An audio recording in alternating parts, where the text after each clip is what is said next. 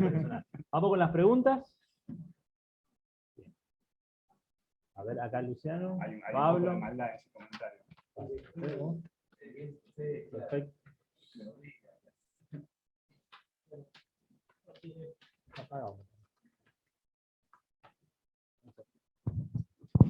Hola, hola. Ahí está, ahora sí. Sí, para las tres exposiciones, digamos. Por un lado, para las exposiciones sobre el tema de educación. Ahí yo creo que hay, bueno, las dos exposiciones hicieron foco en el gasto educativo, ¿no? Y me parece que hay indicios de que hay una correlación al menos débil entre el gasto educativo y lo que realmente da la educación, digamos. Porque ahí hay una cuestión vinculada a la eficiencia de la prestación del servicio educativo que puede estar generando ruido en los resultados, digamos. Me tocó hace unos años hacer un trabajo cuantitativo en Provincia de Buenos Aires, y lo que se veía era que gran parte del aumento del gasto educativo, que quizás iba en línea con cumplir la ley de financiamiento educativo y demás, era en realidad aumento de la inasistencia docente, de bajos controles médicos, de estatutos que iban generando cada vez más beneficios, y en realidad entonces el servicio educativo era el mismo peor, pero el gasto era cada vez mayor. Y bueno, estamos todos contentos que cumplimos la ley de financiamiento educativo, en realidad lo único que estamos haciendo es aumentando la ineficiencia de ese gasto. Entonces ahí me genera algún ruido estructural en mí, ya con la propia ley de financiamiento educativo, sobre las correlaciones con el Gini, con pobreza y demás, y sobre el control de cumplimiento de la ley y demás. Nos estamos escondiendo ahí atrás el problema de la eficiencia del gasto. Y con la presentación del historiador, solamente un aporte, como vos pusiste factores que podrían estar incidiendo en la situación de Mendoza, de Tucumán. En el caso de Mendoza, parece que agregaría un factor más, los mendocinos saben más que yo de esto, que es la cuestión de las promociones industriales en las provincias vecinas. A partir del 73, creo, San Luis. Eso tiene que haber incidido en algo en el desempeño. No me acuerdo cuándo fue que terminó esa promoción, pero de alguna manera en algo tiene que haber afectado. Digo, a poner un factor adicional. Sí. Ahí vamos. No, muy buenos los cuatro de las presentaciones. No. Voy a empezar por el tema de educación. Delfina, ahí mostraste resultados interesantes, pero mostrar las regresiones, digamos. Digo, estamos en un lugar académico, mostrar las regresiones y después te podemos criticar las regresiones. Entonces, no, digo, está bien lo que hiciste, pero nada, eso es importante. Por otro lado, en estos temas que bien decís vos, la educación básica aparentemente no logra reducir las diferenciales socioeconómicas que hay en los chicos, ¿no? Y ahí después te voy a mandar algunos estudios que muestran justamente eso. O sea, la escuela pública, en general los subsidios públicos a la educación, aún los subsidios a la educación privada, deberían servir para reducir la diferencia que uno ve en términos de rendimientos de alumnos que vienen de diferentes backgrounds, ¿no? De padres con mayor educación, mayor nivel socioeconómico, etcétera, versus los demás. Y eso, la educación, el gasto de educación pública no lo está haciendo. No digo que lo aumenta, pero no lo está reduciendo en absoluto, y eso es una preocupación, ¿no? Y eso está asociado con lo que presentaste vos. O sea, quizá podemos hacer esta cosa creo que lo mencionaba, el indicador de eficiencia, input-output.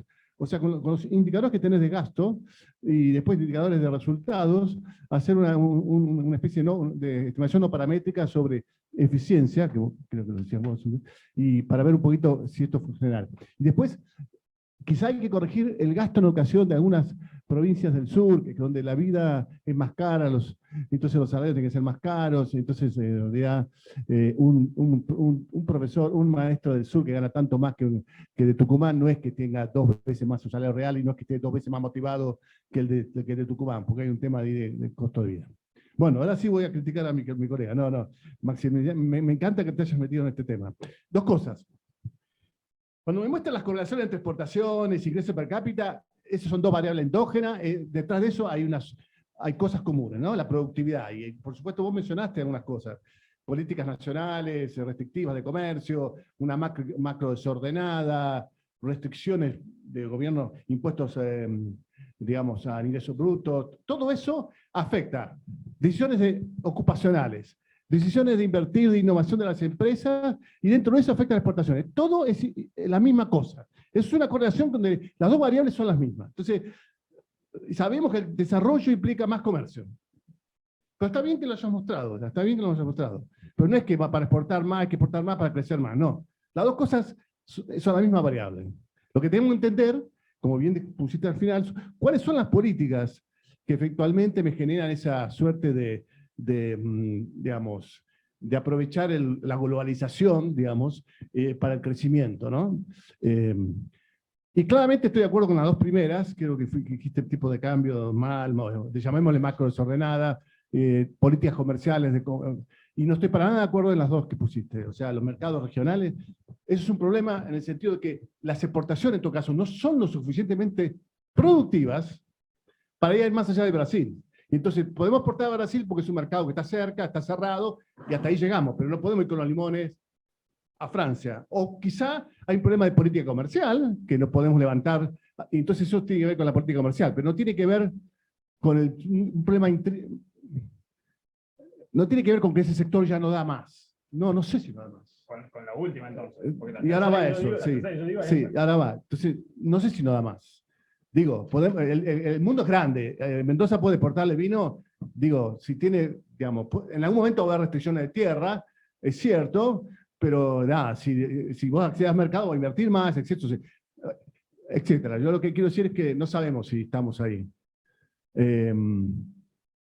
Y la otra dijiste asociado al sector, ¿no?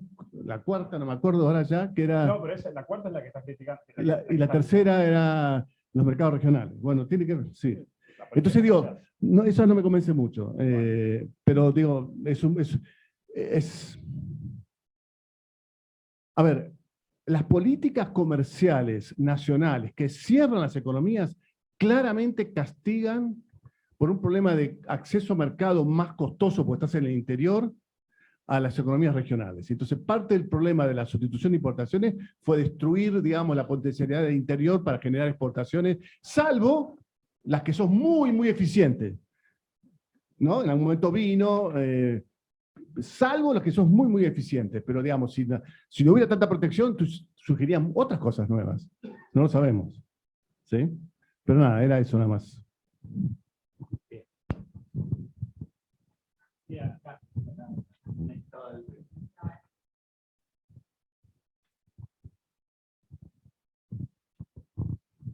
Yo tengo un par de preguntas.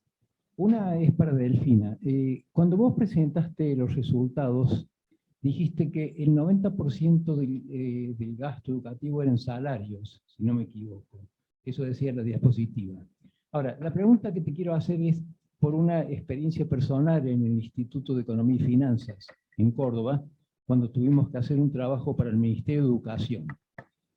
Ahí encontramos que el Ministerio de Educación manejaba programas nacionales que estaban exclusivamente destinados o a la construcción de edificios, por ejemplo, no sé si te son familiares los IPET, los IPEM, o sea, Instituto de Educación Media, Técnica, Secundaria y Física, para construir edificios nuevos, y también ese programa preveía la recuperación de aulas en las escuelas públicas o restauración de los edificios.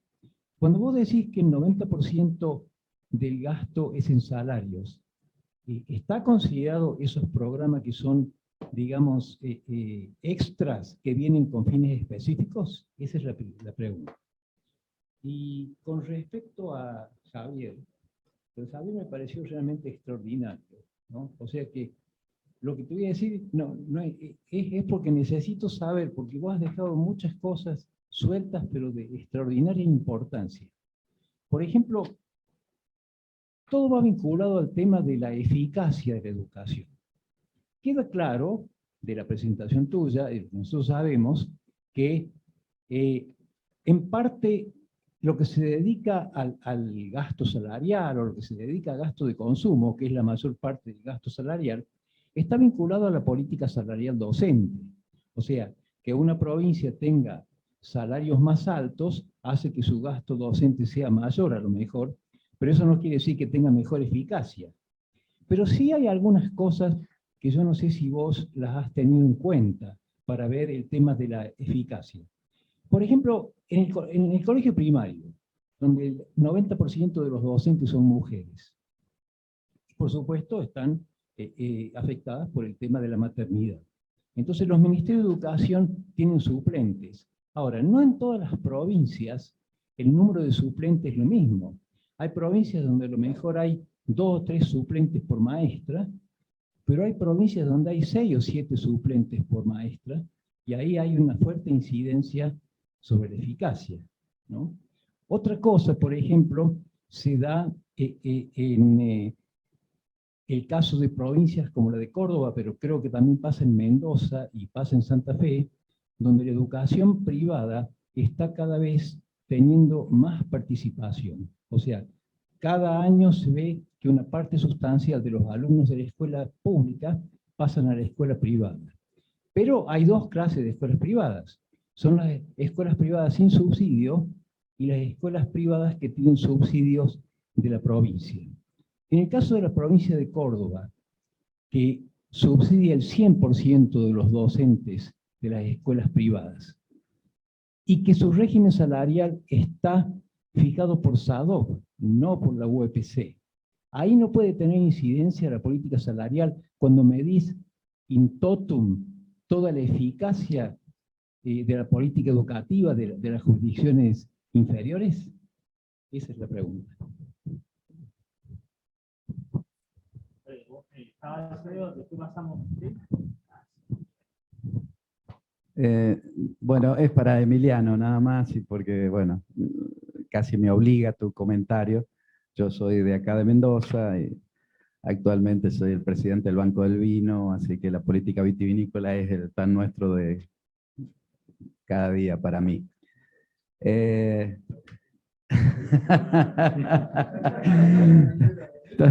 Todos quieren asaltarme el banco. Por eso le preguntaba lo del banco. No, bueno, coincido con el colega, acá no voy a entrar en eso, pero sí el tema de las exportaciones, en este caso mendocinas, en general. Nosotros, bueno, venimos estudiando el tema, imagínate. ¿Y cuál es el tema? El tipo de cambio, de equilibrio de la Argentina, vamos a decir, pampa húmeda, ¿no? El sector exportador más importante que tiene otro país, es mucho más bajo que el tipo de cambio nuestro de equilibrio. Y ahí es donde está el problema, básicamente, de por qué nuestras exportaciones nos cuestan cada vez más, ¿no? Más allá de que vos has explicado muchas cosas ahí, en las cuales adhiero, ¿no? Que el tema, básicamente, bueno, el tipo de cambio fue lo primero, es lo que acabo de decir. Lo otro es fiscal, o sea, para nosotros ese tipo de cambio tiene un 20% más o menos de gap, ¿no? Entonces, si yo le quiero pagar con fondos mendocinos a cada dólar exportado, hoy tendría que gastar un cuarto más o menos del presupuesto público mendocino, un 25%, o sea, algo imposible, nadie lo haría, no se puede, no hay recursos, es imposible compensar con fondos provinciales el efecto de esta política, en todo caso nacional, que juegue en contra de los intereses de la provincia. Y lo otro, el tema del costo de transporte, ese es un tema muy interesante, porque bueno, nosotros competimos con un puerto a 1000 y pico de kilómetros, y eso cada vez se hace más pesado, y la falta de tratados de libre comercio con el mundo es cada vez mayor. En el caso del vino, sobre todo, puntualmente, ¿no? Con los otros productos, coincido con él, nosotros llegamos hasta Brasil, y hasta ahí nomás, hay excepciones, por supuesto, lo estoy diciendo en general, ¿no? En el caso del vino, lo que ocurrió a fines de los 90 y principios de este siglo fue un cambio fenomenal de reconversión vitivinícola que nos llevó a hacer vinos genéricos, que hoy se dice así, para no entrar en cuestiones peyorativas, a vinos de calidad, Y eso es lo que te marca esa curva ascendente, además de que justo se dio también la devaluación importante del 2002. O sea, se juntaron dos efectos positivos, ¿no? Pero apenas el tipo de cambio, que fue más o menos en 2012, que se plantó y de ahí está planchado hasta hoy, más allá de los vaivenes que se ven, estamos hablando en términos de largo plazo, bueno, las exportaciones nuestras están planchadas desde ahí, ¿no? Ese es el análisis que por lo menos se hace desde la política provincial y que creo que explica un poco lo de tu paper. Gracias.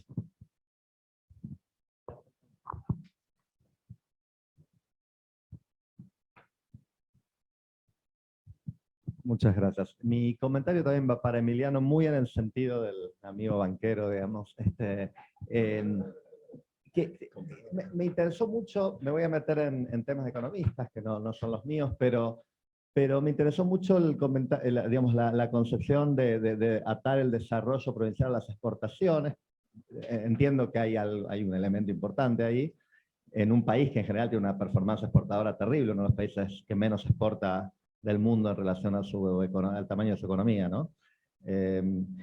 La otra vez los ordené en algún indicador, es número 9 empezando desde abajo, más o menos 200 países, ¿no? Entonces, me pareció que en tu análisis había un supuesto de una respuesta rápida a cambios de política y en una sola política. Vos dijiste, bueno, hubo en algún momento una devaluación, pero las exportaciones mendocinas no aumentaron mucho. Pero era el periodo temporal que analizaba, si entendí bien la transparencia, eran 4 o 5 años, ¿no? Entonces yo diría, me da la impresión que lo que hay detrás de un paradigma de desarrollo exportador es un cambio de un montón de políticas públicas sostenidas en el tiempo, que le den tiempo a los actores económicos a reaccionar, a decir, ahora conviene invertir en productos exportables, transables, etcétera, y eso va a pasar en 10 o 20 años, no en 4, digamos, ¿no? Y con esto quiero decir tipo de cambios de ya, retenciones a las exportaciones, desde ya, restricciones a las importaciones que no permiten ser competitivo internacionalmente, pues no puedes importar lo que necesitas, y no hace falta visitar más que alguna bodega acá para que te lo cuenten, ¿no? No podemos importar las máquinas, ¿no? Infraestructura, que lo acaba de mencionar, que me antecedió. O sea, vos esperarías que haya un conjunto de políticas públicas alineadas en ese sentido y que aparte duren muchos años. Y que aparte duren creíblemente muchos años, lo cual en Argentina es casi imposible. Yo te diría, no lo digo como chiste, la verdad que el país hace 80 años que cambia de paradigma en todo, incluyendo apertura o cerrazón económica, con lo cual tiene que haber mucha credibilidad para que alguien hunda capital en un proyecto exportador, cuando mejor dentro de 4 años ganan las elecciones los otros de nuevo y me ponen 30% de retenciones, ¿me explico? Y me vuelven a poner un tipo de cambio antiexportador. Entonces digo, no esperaría, digamos, si yo fuera una persona con plata, con gas de invertir en Mendoza, en vino, que me cambie el tipo de cambio no me va a hacer darme invertir en vino, digamos, ¿no? El otro comentario va por el lado de pensar si no estás teniendo una concepción demasiado restrictiva de lo que significa un desarrollo exportador, porque acá todos nos quedamos en el vino, incluyendo yo. Se mencionó que hubo grandes aumentos de productividad dentro de la misma frontera agropecuaria. Pasó la pampa húmeda con la revolución de la soja, de la tecnología, de la siembra directa y de tantas otras tecnologías que con una superficie agrícola no tanto más grande es 3-4 veces más productiva de lo que era en la década del 70, ¿no? La pampa húmeda. Y acá en Mendoza pasó algo parecido por la vía de agregarle valor al vino común, digamos, y convertirlo en vino. Con lo cual tendrías crecimiento ahí, pero después tendrías crecimiento en cualquier otro sector, ¿no? Digo, ¿por qué no puede haber un clúster de economía de conocimiento? A lo mejor lo hay, no sé. ¿Por qué tiene que ser primario? ¿Por qué tiene que ser petróleo, no? Uno podría imaginarse que una provincia como Mendoza, con incentivos correctos y infraestructura adecuada, podría estar exportando al Pacífico, que es donde hay que exportar en estos tiempos, aprovechando su posición geográfica privilegiada. Está mejor que Buenos Aires si tuviera buena salida a Valparaíso o a donde tenga que salir para el Pacífico. Entonces digo, no veo, digamos, como sugerencia a lo que presentaste, por qué tendríamos que estar pensando que son limones y vino, digamos, ¿no? Cualquier otra cosa me parece que iría para el lado del paradigma exportador de lo que sea que se pueda exportar efectivamente desde esas provincias, ¿no?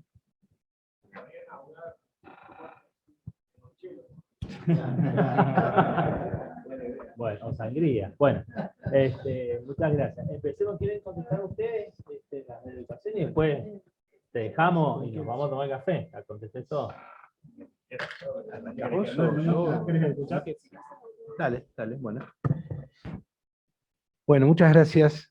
Anoté mucho para seguir profundizando en línea con varias de las cosas que también nosotros estamos alertando, y creo que está bueno, las paso en limpio en todo caso, para asegurarnos que estén bien captadas, pero en cualquier caso, de acuerdo con lo que plantea Luciano respecto de identificar el aumento del gasto educativo con las restricciones que eso tiene respecto de su impacto.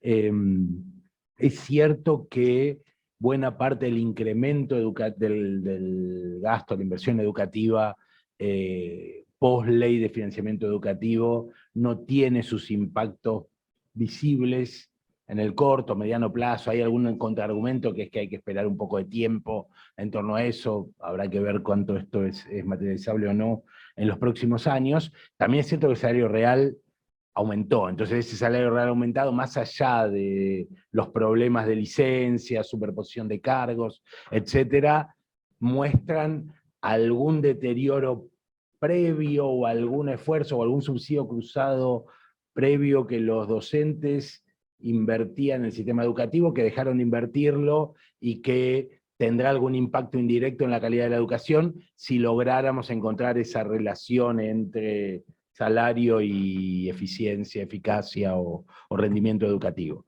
Discusiones bien complejas, se enmarcan, creo yo, en la crisis del sistema educativo que claramente tiene, y no solo Argentina, muchos países aumentaron su financiamiento y no hay un rebote, por lo menos en el corto o mediano plazo, en el rendimiento generalizado. Hay algunos casos particulares que son de interés, pero hay que profundizar esa mirada y de acuerdo en relación con eso. La ley en particular es muy estricta, o sea, en todo caso creo que lo que estoy de acuerdo de lo que dijiste detrás de eso es que uno podía pensar en cambiar la ley y no cambiarla en el sentido de subir ese estándar al 8% del PIB que se planteó, creo que en el inicio de sesiones ordinarias de este año por parte del presidente, sino en el sentido de buscar algún otro indicador que no dijo 8% por decir cualquier número, y nunca hubo un proyecto de ley que respalde eso, o por lo menos donde yo conozco.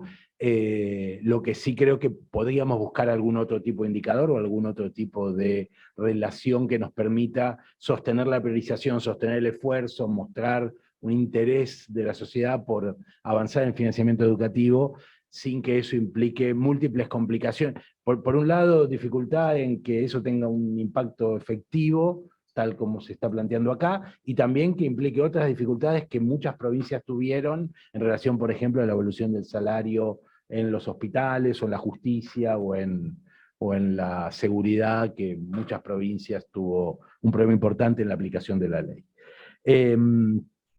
La corrección en relación con el salario, con el poder adquisitivo provincial, la intentamos hacer. Ahí hay un esfuerzo de ir hacia identificar el salario medio. No son buenos los indicadores tampoco regionales en ese sentido, pero creo que no, y yo mostré que se acortaban, la presentación decía mucho más de los 15 minutos que tuve, pero queda, y en todo caso después me comprometo a mandar los avances del paper para poder discutirlo con más profundidad, pero en todo caso recojo y la idea es poder de alguna manera homogeneizar por poder adquisitivo. Ernesto mencionaba también los aportes de nación, que también están vinculados, que muchas veces representan para algunas provincias, especialmente las que tienen bajos inversiones, aportes importantes en materia de infraestructura, equipamiento. Está el programa Conectar Igualdad, el programa Juana Manso de conectividad. Digo, esos en algunas provincias tienen un peso significativo, otros los complementan también con gastos provinciales, y también la cuestión vinculada a la eficacia, que creo que los tres hicieron referencia, y que efectivamente, más allá de ese par de indicadores que yo mencioné ahí, hay que buscar relacionarlos y profundizar ese análisis respecto de qué se está logrando y qué potencialmente podría lograrse más allá de eso con el sostenimiento de esa inversión o eventuales modificaciones sobre eso. Las transferencias al sector privado creo que las mencionó Ernesto también. yo varias veces aclaré que están fuera de este esquema, pero en algunos casos las provincias están aumentando esas transferencias, y entonces, digo, esa es un poco una situación gris, donde es un aporte importante, que en algunas provincias tiene un peso, puede llegar a referenciar el 20% de la inversión, también tienen obviamente su impacto en la educación y en la cobertura, pero muchas veces soslayamos su análisis y también hay que incorporarlo como complemento a todas estas miradas. Anoto y gracias, y profundizaremos en esas líneas.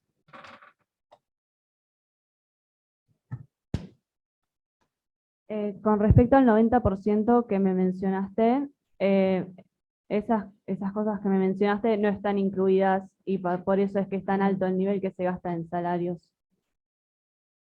Después, con respecto a la eficiencia del gasto, que el gasto se traduzca en resultados, hay estudios de acá Argentina que explican que particularmente en docentes de primaria sí se refleja, no es una barbaridad que se traduce perfectamente, pero sí hay un resultado positivo y significativo que relaciona inversión en salarios de docentes de primaria y rendimiento.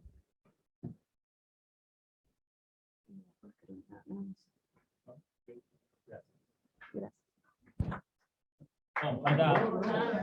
Que no se escape. Si queremos tomar café, todo bien.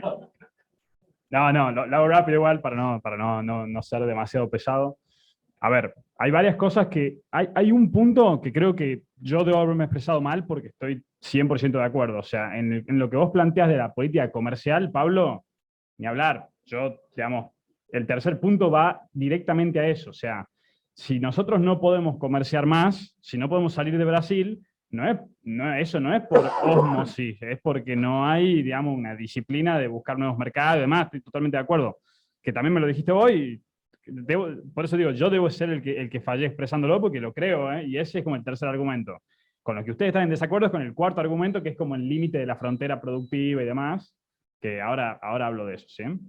Respecto de la promoción industrial, que también me sirve para responder lo último que me dijiste, Carlos, yo tengo un problema con eso, que es que yo tengo estos datos, los tengo para todas las provincias, y a mí lo que me da es que ninguna provincia se llevó la industria manufacturera o petrolera de Mendoza. Capaz que ahora Vaca Muerta lo está haciendo con Chubut, vieron que está pasando eso, que es un problema que tiene Chubut, que se están yendo las máquinas. Capaz que puede ser algo coyuntural de un momento, pero digo, yo lo que noto es que, por ejemplo, cuando creció Catamarca, no fue por una política de promoción industrial, sino por la minera lumbrera, digamos. ¿Me explico? Yo no niego, por ejemplo, y acá también hay una crítica posible. Acá alguien me puede decir, ahí no está el turismo. ¿El turismo receptivo en Mendoza? Sí, no es una exportación directa, pero es como en la balanza de pago cuenta. ¿No? Totalmente, o sea, eso ni hablar. Eso no está incluido, es cierto. Pero me da la impresión de que, partiendo de la base en la cual los países que más crecen han crecido explotando los recursos naturales de más sencillo acceso, Chile, Perú, incluso Colombia, ¿no es cierto?, con el petróleo, me da la impresión de que eso puede ser, pero lo veo como medio lejano, digamos, armar clúster de economía del conocimiento y todas estas cosas. No, yo, pero no quiero tampoco quedar como que soy hiperprimarista. No, está todo bien, y es verdad que el desarrollo tecnológico va a ampliar la frontera productiva, no lo descarto, pero digo, creo yo que como que salir de las industrias naturales, como decía Sarmiento, y no sé, hasta ahora no hemos podido. No digo que es un camino posible. Y una cuestión más, también para que me la dijiste vos y que me parece... Dos cosas más. Penúltima cosa. Totalmente de acuerdo con la cuestión del tipo de cambio real para Mendoza y con la cuestión logística y de infraestructura, ¿no es cierto? Digo, el tren a Palmira, todas estas cosas que estamos viendo, lo difícil que es sacar un container. Bueno, yo soy de Tucumán, así que también lo conozco el tema, así que puede ser un argumento, lo incluyo, lo tomo. Y lo otro, otra coincidencia, Carlos, que me la dijiste vos y vos lo reafirmaste, que es, ¿no habrá sido demasiado cortito el periodo de reacomodamiento del tipo de cambio como para esperar un rebrote de crecimiento, ¿no es cierto?, en los últimos años, en los últimos 5 o 6 años.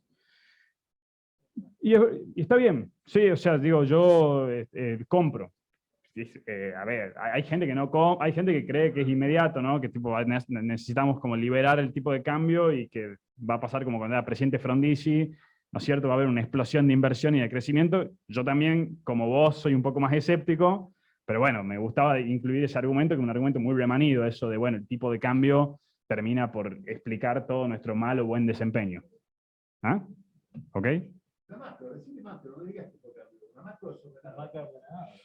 Es que, pasa que ahí vos me estás queriendo llevar para un lugar que es tipo esto de que las variables son endógenas, el crecimiento, las exportaciones, todo, y yo no sé si estoy 100% de acuerdo con eso. No, está bien. Bueno, muchísimas gracias.